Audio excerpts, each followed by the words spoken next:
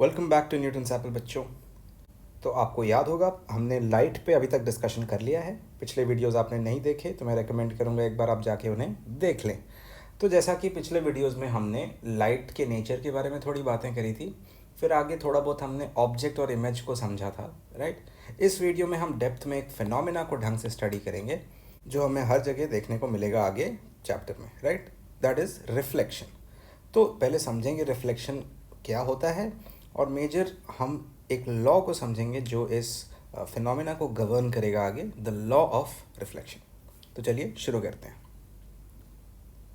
तो बच्चों, जब भी लाइट ऐसे जाती है, अगर ये एक सरफेस को एनकाउंटर करती है, राइट, तो इस लाइट की बच्चों इस सरफेस से इंटरेक्शन कुछ इस तरह की होती है। कुछ परसेंटेज ऑफ द लाइट इसके थ्रू हम कहते हैं ट्रांसमिट हो जाती है, और यहीं पे कुछ परसेंटेज ऑफ द लाइट हम कहते हैं रिफ्लेक्ट हो जाती है। तो अब ये किस तरह से होता है, कितनी परसेंटेज लाइट रिफ्लेक्ट हो रही है, ट्रांसमिट होती है, ये बच्चों इस बात पर डिपेंड करता है कि ये सरफेस कैसा है, राइट। अगर ये सरफेस ट्रांसपेरेंट है हम कहते हैं, तो ये अपने through maximum percentage of light को पास थ्रू कर देता है या ट्रांसमिट कर देता है, राइट। वहीं पे आप दूसरे ऑब्जेक्ट्स देखोगे, कुछ ऐसे मिलेंगे जो मैक्सिमम परसेंटेज को रिफ्लेक्ट कर देंगे। हम पढ़ेंगे उनके बारे में, मिरर्स। बट नॉर्मल जो हमें रोज़मर्रा की ज़िंदगी में ऑब्जेक्ट्स देखने को मिलते हैं, वो कुछ पोर्शन इसके ट्रांसमिट कर देते हैं। आप थोड़ा सा डेप्थ में अगर पता करो तो ये इन लाइट को अब्जॉर्ब कर लेता है वैसे ऑब्जेक्ट्स, और कुछ पोर्शन ये रिफ्लेक्ट कर देता है, जिसकी वजह से हमें ऑब्जेक्ट की टेक्सचर या उसकी कलर दिखाई पड़ती है। Opaque objects basically, right. End of course कुछ ऐसे ऑब्जेक्ट्स को हम ट्रांसलूसेंट कहते हैं, जो पार्शली अलाउ कर देते हैं लाइट को पास करने का। तो ये क्लासिफिकेशन बच्चों आपने बचपन में तो पढ़ा होगा, transparent, opaque and translucent. But the idea is कि कभी भी एक सरफेस पे लाइट गिरती है, हमेशा ही कुछ परसेंट ट्रांसमिट हो जाती है और कुछ परसेंट रिफ्लेक्ट हो जाती है, राइट। तो हमें बेसिकली इसी रिफ्लेक्शन के फिनोमेना को, उसके लॉ को समझना है कि ये फिनोमेना किस लॉ से गवर्न होता है।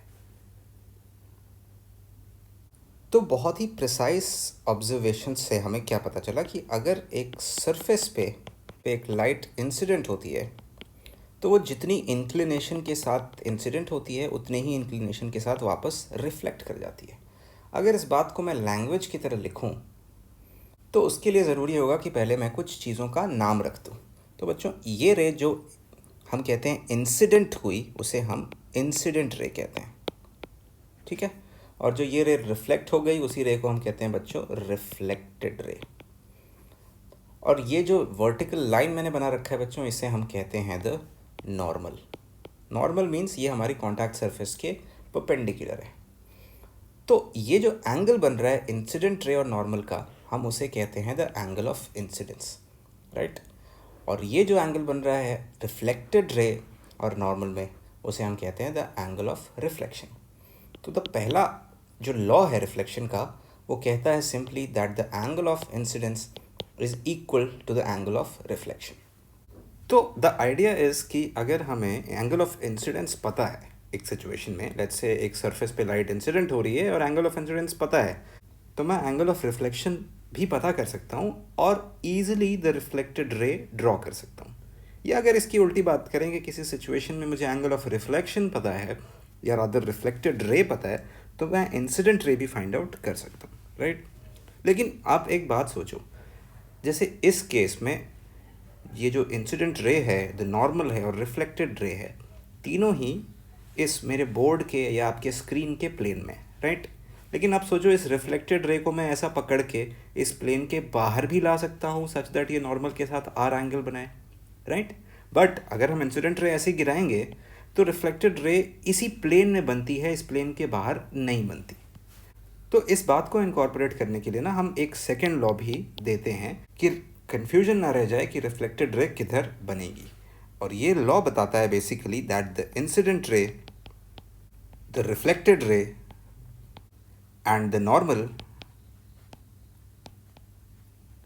lie in the same plane।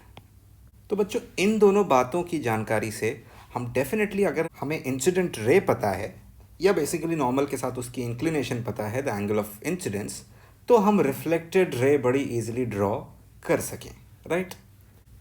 तो एक एग्जांपल के तौर पे लेट्स से ये सरफेस है एक, और इस पे एक इंसिडेंट रे हमारे पास ड्रॉन है ऐसी, और हमसे कहा जाता है कि रिफ्लेक्टेड रे बताओ कैसी होगी। तो हमारा काम होगा सबसे पहले उस सरफेस की नॉर्मल ड्रॉ करना, उस पॉइंट ऑफ इंसिडेंस पर हम कहते हैं, और जितनी बेसिकली ये एंगल बना रहा है इंसिडेंट रे नॉर्मल के साथ, उतनी ही एंगल बनाते हुए एक दूसरी रे निकल जाएगी जो कि इसी प्लेन में होगी, सच दैट ये इंसिडेंट रे, नॉर्मल और रिफ्लेक्टेड रे एक ही प्लेन में लाई करें, राइट। जैसे यहाँ पे ये इस स्क्रीन के, आपके स्क्रीन के प्लेन में है, और ये उतनी ही angle I equals angle R बनाती हुई एक रिफ्लेक्टेड रे मेरी निकल जाएगी।